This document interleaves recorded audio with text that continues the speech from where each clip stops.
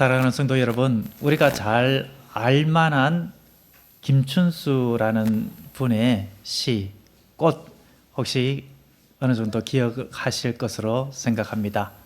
앞부분을 보면은 이런 구절이 있죠.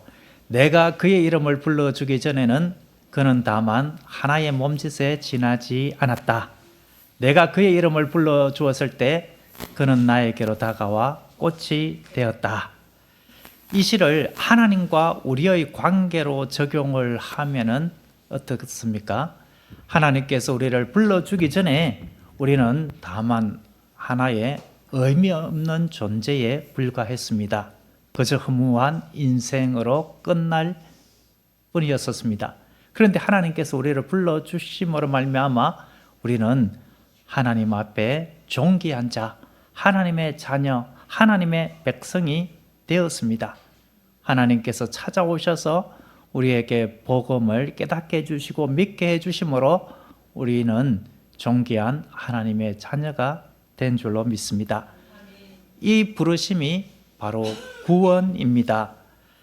이 구원으로의 부르심은 전적인 하나님의 은혜, 값없이 거저주신 하나님의 선물입니다. 그런데 이미 예수님을 내 인생의 주님으로 영접함으로 하나님의 나라를 소유한 하나님의 백성 성도들에게 하나님께서 다시금 부르시는 부름이 있습니다. 각자의 가정, 직장, 일터, 사업장, 그리고 교회에서 하나님께서 다시금 부르시는 부름, 그것이 바로 소명입니다. 이 부르심을 받은 한 명이 오늘 등장합니다. 누구입니까? 세례 요한입니다. 요한의 이름이 세례라는 것이 아니라 세례를 베푸는 자 요한입니다. 그래서 세례자 요한 이렇게 말할 수도 있는데 편의상 세례 요한 이렇게 호칭을 하겠습니다. 2절 말씀 제가 한번 읽겠습니다. 선지자 이사야의 글에 보라 내가 내 사자를 내 앞에 보내노니 그가 내 길을 준비하리라. 여기서 내 사자를 내 앞에 보낸다라고 했습니다. 이것은 고대의 왕이 행차할 때에 전령 또는 미리 준비하는 사람, 사자를 보내어서 왕의 행차하는 그 길을 평탄하게 하고 길을 잘 닦아두는 것, 왕이 지나가는데 걸림이 없도록 하는 그 일을 의미하는 것입니다. 그런데 이사야의 글에라고 되어 있습니다만 이 본문 2절은 출애굽기 23장 20절 그리고 말라기 3장 1절에 나와 있는 말씀을 혼합한 것입니다. 3절만 이사야서 40장 3절 이사야 선지자의 글입니다. 그런데 마가가 대표적으로 이사야 선지자만 언급한 것입니다. 마가복음의 이 수신자가 누구라 했습니까?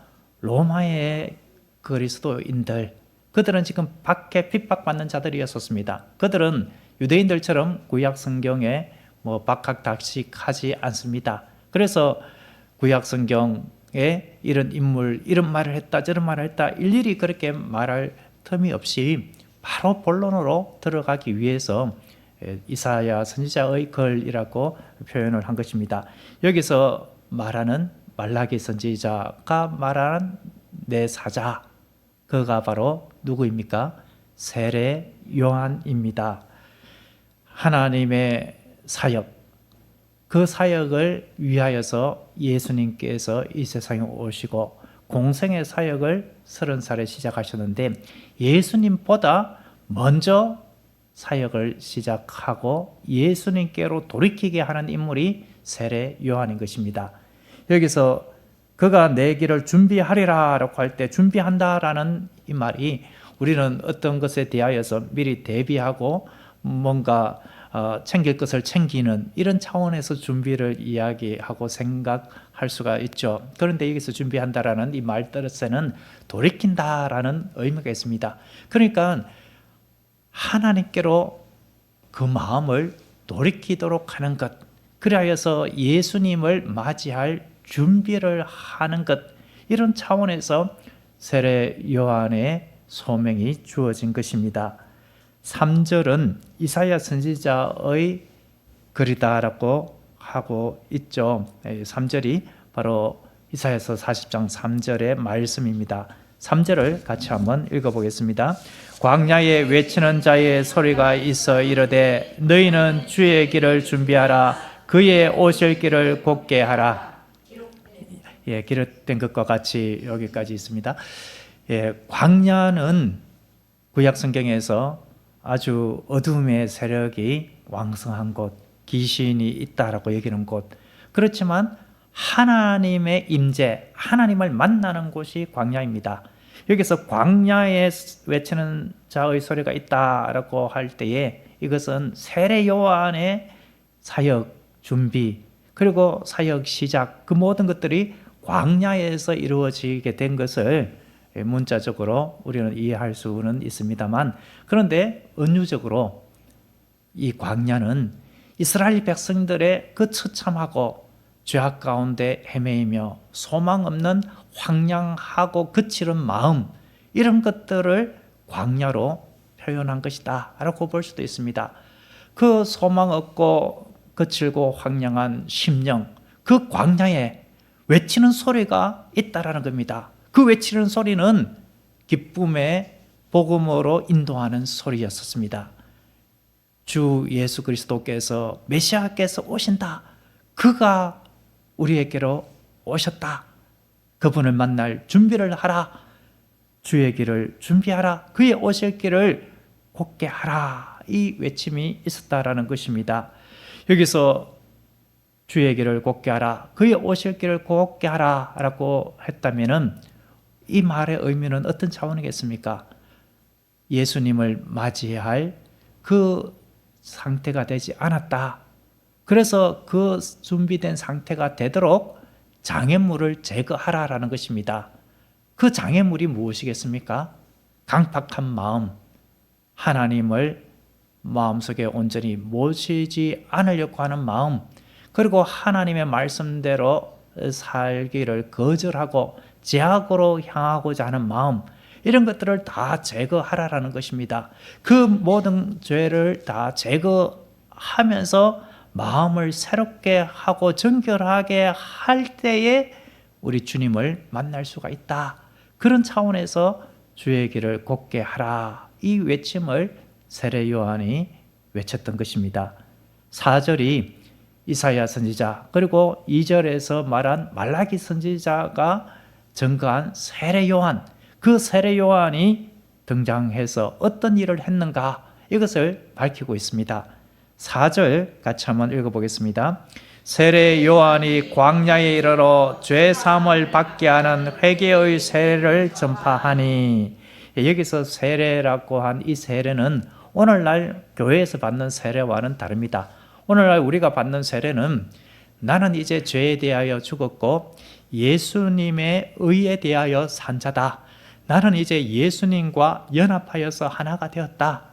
이제 나는 예수님 안에 거하는 자로서 살아갈 것이다. 이렇게 예수님을 영접한 자로서 주님 안에서 새롭게 결단하는 모습, 주님과 하나됨, 그리고 죄사 받은 그 감사와 기쁨을 이렇게 마음의 결단으로 회중에게 공동체에 고백하는 의식이 오늘날 우리가 받는 세례 의식입니다.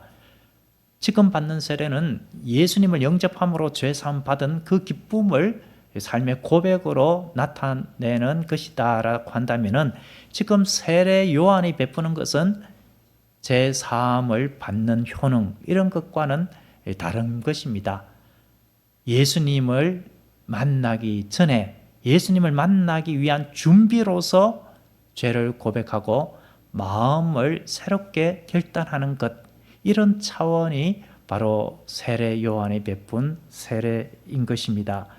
회개의 세례라고 했는데, 회개에 관한 세례, 이렇게 이해할 수도 있고, 죄 사함을 받게 하는 것과 관련한 회개의 세례, 이렇게 이해할 수가 있겠습니다.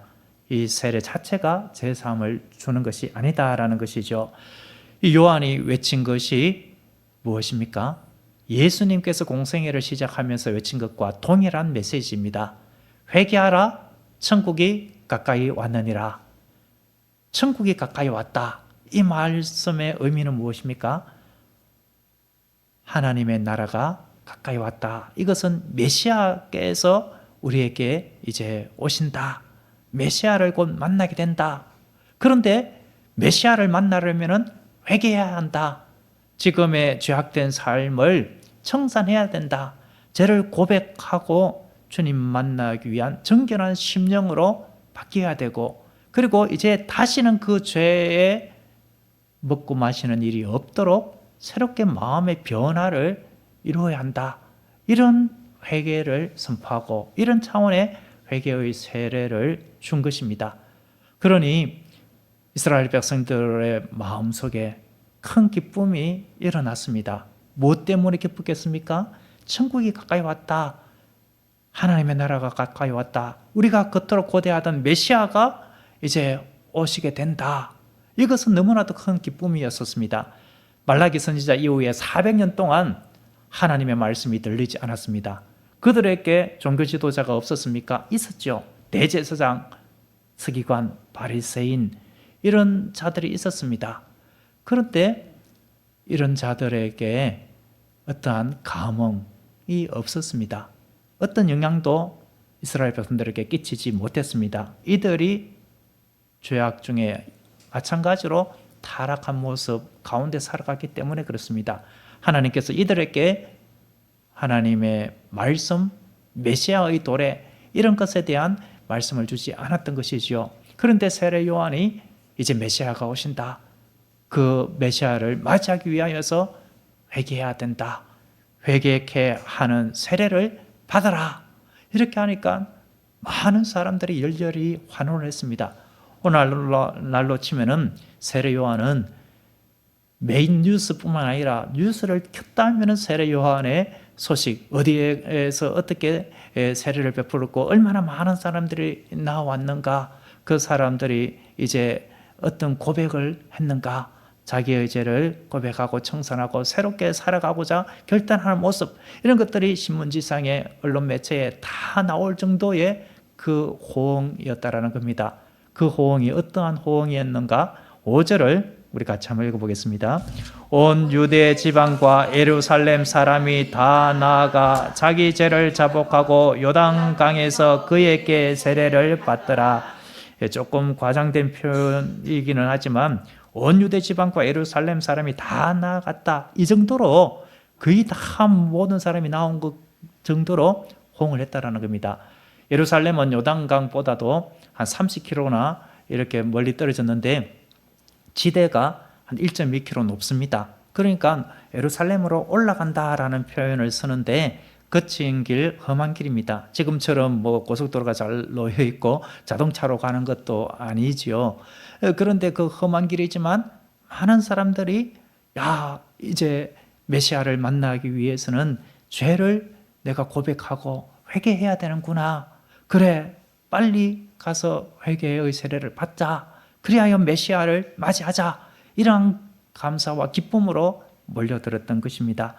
여기서 중요한 단어 5절에 보면은 나아가, 행동으로 이제 나아갔다라는 겁니다. 마음만 회개해야지, 내가 이렇게 행동으로 바꾸어야지, 이렇게 마음만 먹은 것이 아니라 행동을 했다라는 겁니다. 나아갔고, 그리고 어떻게 했다고요?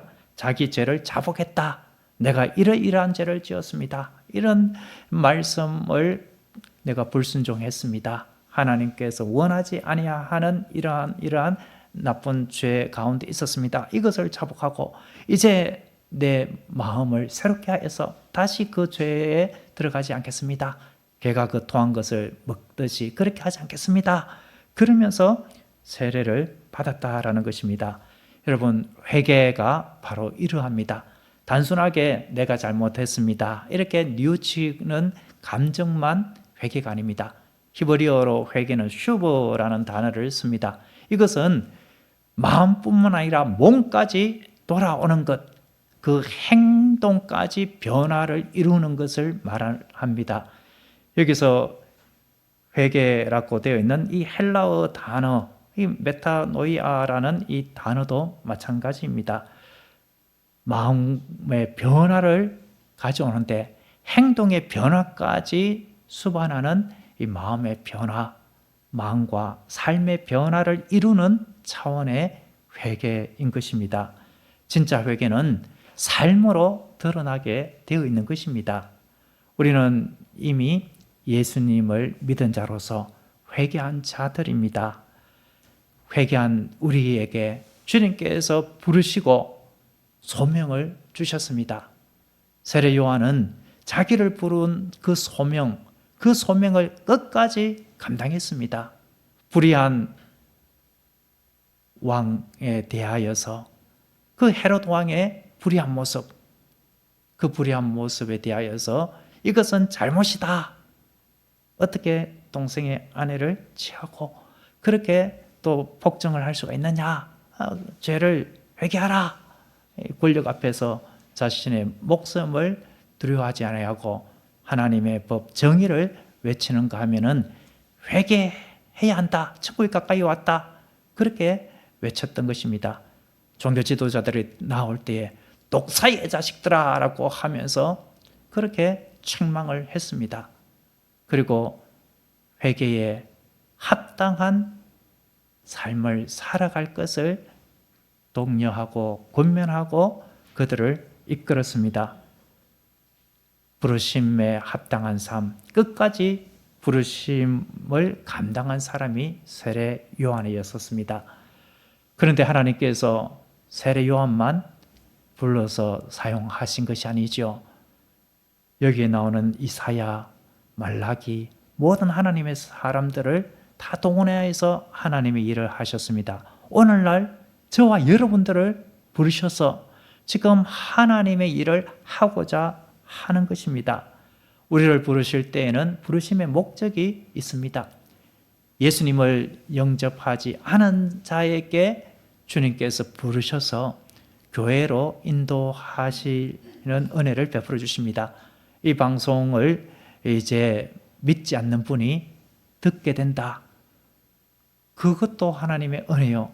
그것도 하나님께서 이 모양 저 모양으로 부르시는 모습일 수가 있습니다. 믿지 않는 자에게 부르시는 그 부르심의 첫 번째 목적이 무엇이겠습니까? 회개하고 복음을 믿으라.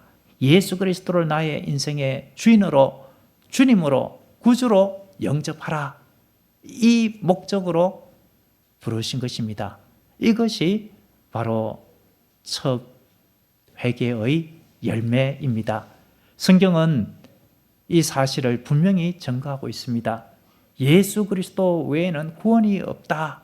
예수 그리스도를 영접하고 오시는 것이 회개의 첫 열매인 것을 증거합니다.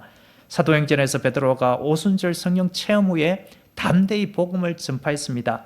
너희가 회개하고 돌이켜 너희 죄 없이 함을 받으라 라고 했습니다. 회개함으로 죄 없이 함을 받는데 베드로가 말한 이 회개는 예수 그리스도를 영접하는 차원에서의 회개를 이야기하고 있습니다. 사도행전 4장 12절에 이렇게 선포했죠. 다른 이로서는 구원을 받을 수 없나니 천하 사람 중에 구원을 받을 만한 다른 이름을 우리에게 주신 일이 없느니라. 우리에게 다른 이름을 주신 일이 없다.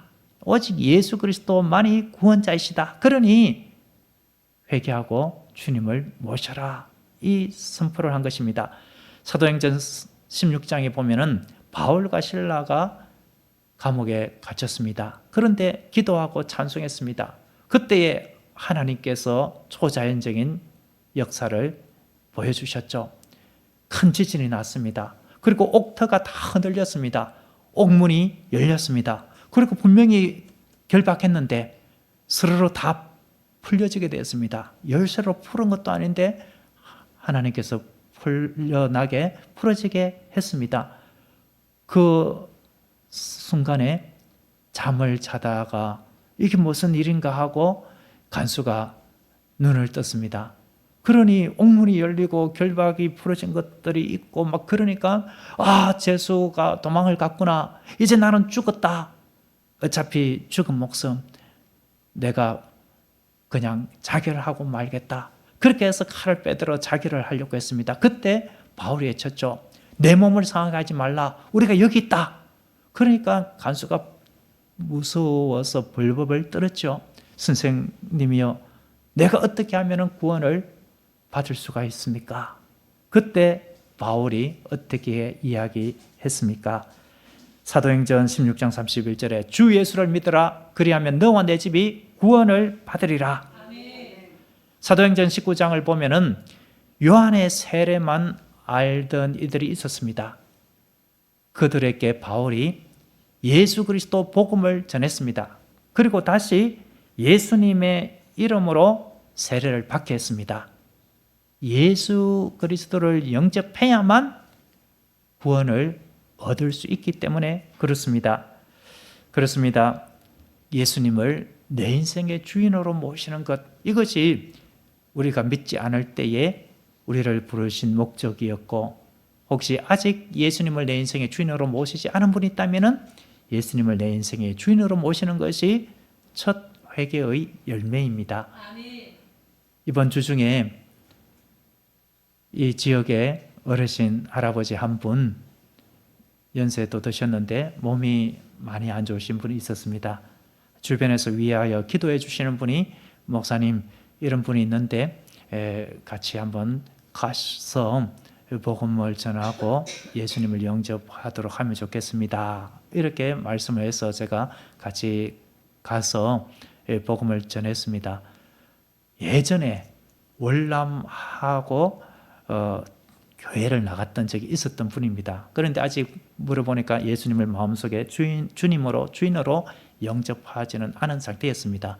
교회를 왔다 갔다는 했지만 내 인생의 참된 주인이 예수님입니다. 이제 나는 예수님만 주님으로, 주인으로 모시고 살겠습니다. 이런 영접은 하지 않은 상태였었습니다. 그분은 하나님께서 너무나도 사랑하셔서 저를 그 귀한 분을 통하여서 또 만나게 하시고, 또 하나님의 말씀이 들려지게 했고, 성령께서 그 마음에 감동을 주어서 예수님을 영접하는 기도를 했습니다.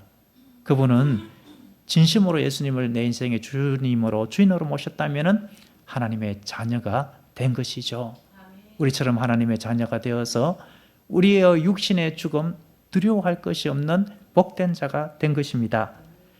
그렇다면 이미 예수님을 내 인생의 주님으로 영접한 여러분들, 이미 가장 중요한 회개의 열매를 맺은 우리를 주님께서 다시금 부르신 그 부르심의 목적은 무엇이겠습니까? 오늘 본문을 통하여서 그 부르심의 목적을 말한다면 회개에 합당한 열매를 맺도록 하기 위해서입니다. 한번 따라서 해보겠습니다. 회개에 합당한 열매를 맺자.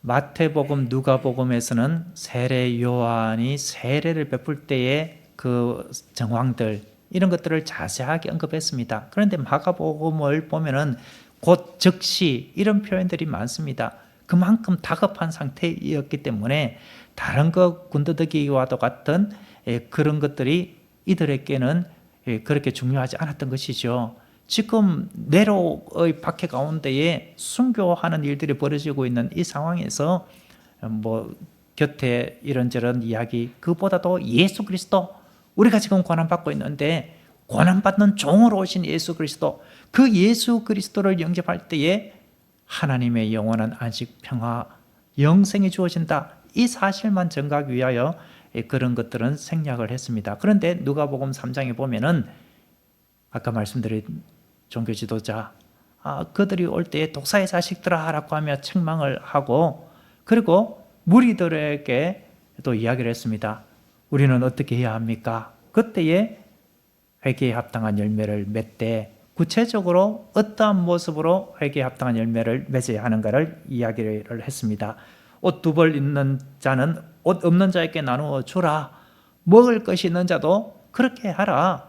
없는 자에게 나누어 주라. 이것이 회개에 합당한 열매다.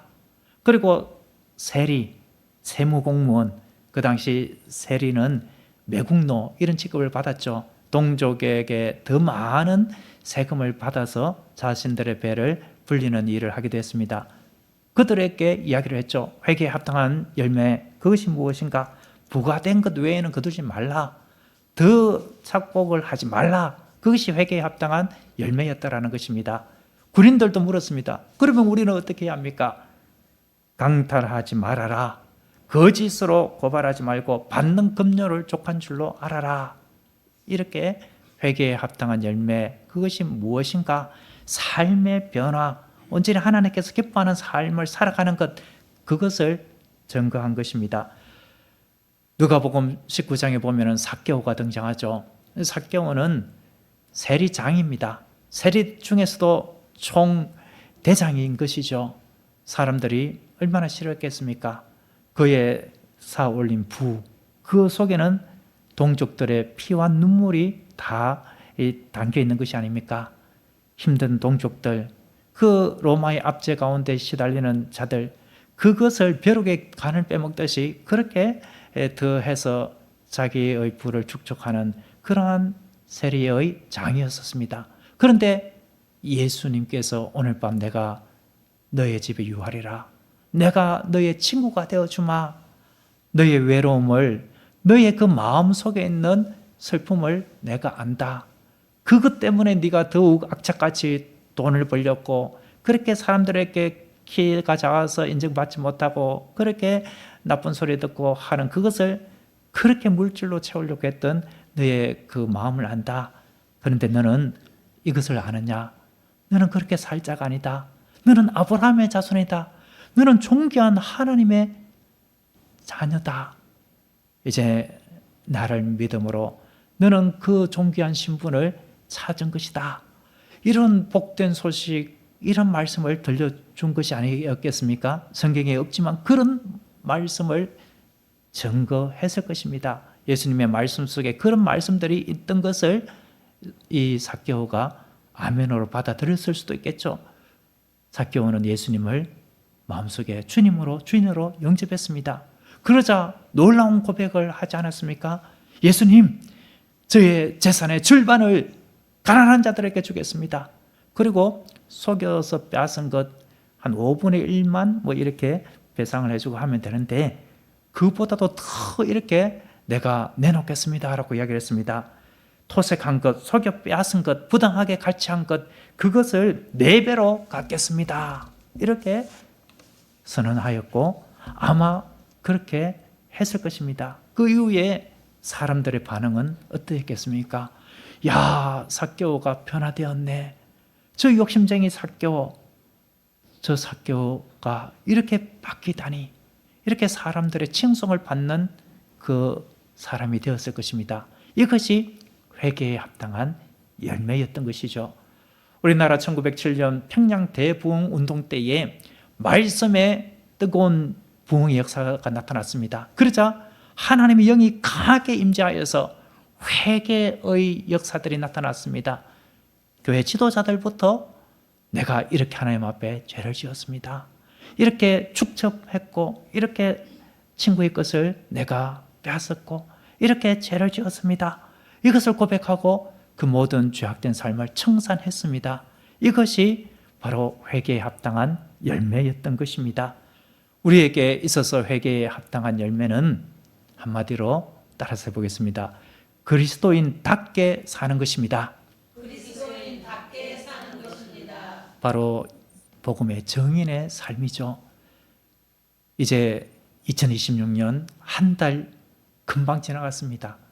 2월 1일 첫 달 1일 새롭게 시작하는 그 시간이 아닙니까? 새롭게 우리의 마음을 새롭게 하는 마음에서 우리를 돌아보았으면 합니다. 나는 지금까지 믿음 생활하면서 회개에 합당한 열매를 계속 맺고 있는가? 맺어 가려고 하고 있는가? 내 안에 예수 그리스도가 있다면 예수 그리스도의 종으로서, 부름받은 자로서, 또 하나님의 자녀로서 합당한 그 삶을 살아가고 있는가? 나를 통하여 그리스도가 드러나고 있는가? 나는 그리스도의 향기가 되고 있는가? 나의 삶은 이 땅에 오신 예수 그리스도를 증거하고 있는가? 다시 오실 예수 그리스도를 내가 증거하고 있는가? 다시 오실 예수 그리스도를 맞이하기 위하여서 복음에 합당한 삶, 정결한 삶, 사랑을 실천하는 삶, 주님 말씀 따라 순종하는 삶을 살아가고 있는가? 이것을 돌아보아야 하겠습니다. 이것을 돌아본다라는 것은 하나님께서 우리를 사랑하시고 성령께서 우리 안에 강하게 역사하고 있다는 증거입니다. 그러면은 성령께서 찔림을 줍니다. 내가 목사인데, 장로인데, 집사인데, 권사인데, 성도인데 하나님 앞에 이런 부끄러운 생각을 했고 말을 했고 행동을 했습니다. 주님 용서해 주세요. 다시금 나를 새롭게 해주셔서 변화의 삶을 살아갈 수 있도록 도와주세요. 이런 기도를 하게 되는 것입니다. 회개는 단순한 눈물의 그 고백이 아니라 삶의 변화다라고 했습니다. 그런데 예수님을 수십 년 믿었고 교회의 직분을 받았다라고 하면서 말이 거칠고 사람에게 상처를 주고 행동이 본이 되지 못하고 손가락질을 받는다라고 한다면은 예수님의 십자가의 고귀한 헌신을 헛되게 하고 욕되게 하는 일입니다. 그 속에 어쩌면은 참된 회개가 없었는지도 모릅니다. 참된 회개, 예수님을 진정으로 주님으로 영접하게 되면은 성령께서 가만두지 아니하고 죄를 짓고 하나님의 말씀에 어긋나면은 찔림을 줍니다. 그런데 찔림도 없고 변화할 그러한 마음가짐도 없고 계속해서 저런 사람이 교회 다닐 것 같으면 나는 교회 절대 안 다닌다, 이런 소리를 듣는다면 그는 정말 하나님 앞에 아닌 것이죠. 사랑하는 성도 여러분, 지금 이 시대가 필요로 한 것, 그것은 교회 다니는 저와 여러분들, 교회가 참된 회개의 열매를 맺는 것인 줄로 믿습니다. 지금 언행이 일치하지 아니함으로 말미암아 교회 다니는 분들의 그 모습이 진실되지 못함으로 말미암아 교회가 얼마나 세상 사람들에게 조롱을 받습니까? 차마 입에 담기 힘든 그 욕을 하지 않습니까? 짐승의 그 이름을 이야기하면서 독교, 이렇게 이야기하는 참담한 현실, 이 현실 앞에 우리는 옷을 찢는 심정으로 애통하며 주님 앞에 나아가야 하겠습니다. 이것이 다른 이의 탓이 아니라 바로 저의 죄입니다. 내가 주님 앞에 빛과 소금의 사명을 감당하지 못하고 선한 영향력을 끼치지 못했습니다. 내가 주님 앞에 회개에 합당한 열매를 맺지 못했기 때문입니다. 이러한 모습으로 우리는 주님 앞에 나아가야 하겠습니다. 우리가 설교 후에 부를 찬송가 279장 인내하신 구세주여, 이 가사처럼 우리는 자비하신 보좌 앞에 엎드려야 하겠습니다. 믿음 없음을 주여 불쌍히 여겨 주시옵소서. 행함 없는 믿음을 불쌍히 여겨 주시고 우리의 삶에 궁극적인 변화를 이루게 하여 주시옵소서. 이러한 기도로 나아가야 할 줄로 믿습니다. 말씀을 맺습니다. 하나님은 우리를 부르셨습니다. 우리의 이름을 부르면서 너는 나의 자녀다, 이렇게 죄사함의 은총을 주셨습니다. 이제 우리는 주님께로 나와서 아주 소중한 꽃이 되었습니다. 이 은혜를 받은 우리는 부르심에 합당한 삶, 회개에 합당한 열매를 맺기를 기도하고 힘쓰고 애써야 하겠습니다. 감사한 것은 성령께서 우리를 도와주신다라는 사실입니다. 우리의 마음을 어루만져 주시고 우리를 새롭게 해주시고 하나님께서 기뻐하는 삶을 살아갈 수 있도록 도와주실 것입니다. 그래야 우리가 회개에 합당한 열매를 맺는다면 우리는 세례 요한이 그러한 것처럼 이 어둡고 하나님을 멀리하고자 하는 이 암흑과도 같아지는 이 광야의 세대 속에 외치는 자의 소리로 주님 앞에 쓰임받게 될 것입니다. 축복의 통로, 복된 존재, 그 사역, 사명을 감당하게 되는 줄로 믿습니다. 기도하겠습니다. 하나님 아버지, 우리를 먼저 불러주시고 구원의 길을 예비해 주신 은혜에 감사드립니다. 주님의 뜻에 순종하지 못했던 우리의 삶을 돌아보니 우리의 마음을 깨끗하게 돌이키게 하여 주시옵소서. 말뿐만이 아닌 회개에 합당한 열매를 맺어서 복음의 정인으로 쓰임받게 하옵소서. 이 모든 말씀 우리 주 예수 그리스도의 이름으로 기도드립니다. 아멘.